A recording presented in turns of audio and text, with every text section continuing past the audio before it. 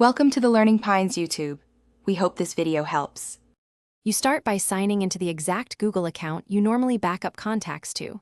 Once signed in, open Contacts. Google. Com in a browser or launch the Google Contacts app on your phone. Make sure the account avatar and email match the account you expect. This prevents confusion between work and personal contacts.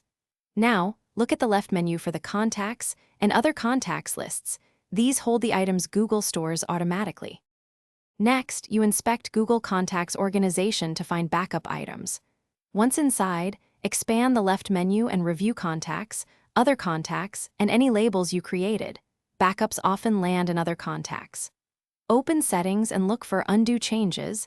This is how Google restores contact snapshots up to 30 days. If you exported backups, choose Import to bring them back. Also check the Labels section, because automated backups sometimes attach a label you created earlier. Finally, you sync and restore to complete the process.